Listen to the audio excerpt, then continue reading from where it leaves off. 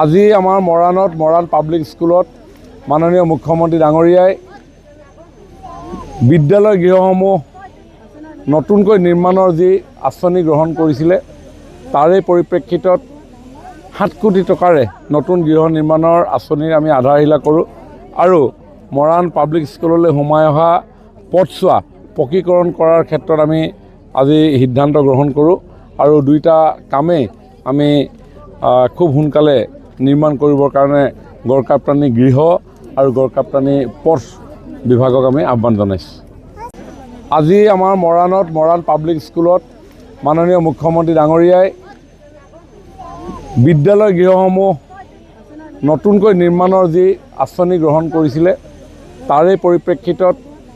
7 কোটি টকাৰে নতুন গৃহ নিৰ্মাণৰ আঁচনিৰ আমি আধাৰশিলা কৰোঁ আৰু মৰাণ পাব্লিক স্কুললৈ সোমাই অহা পথছোৱা পকীকৰণ কৰাৰ ক্ষেত্ৰত আমি আজি সিদ্ধান্ত গ্ৰহণ কৰোঁ আৰু দুইটা কামেই আমি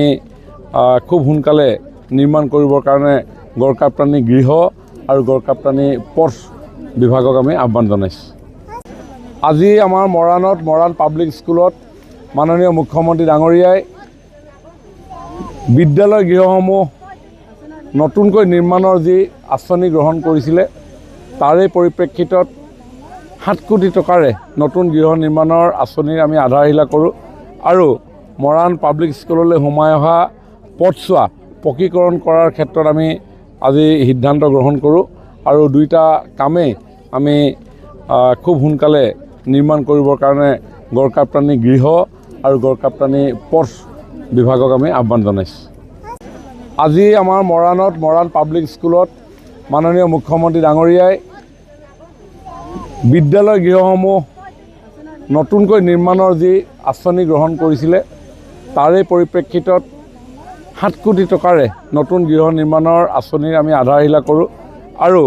মৰাণ পাব্লিক স্কুললৈ সোমাই অহা পথছোৱা পকীকৰণ কৰাৰ ক্ষেত্ৰত আমি আজি সিদ্ধান্ত গ্ৰহণ কৰোঁ আৰু দুইটা কামেই আমি খুব সোনকালে নিৰ্মাণ কৰিবৰ কাৰণে গড়কাপ্তানি গৃহ আৰু গড়কাপ্তানি পথ বিভাগক আমি আহ্বান জনাইছোঁ।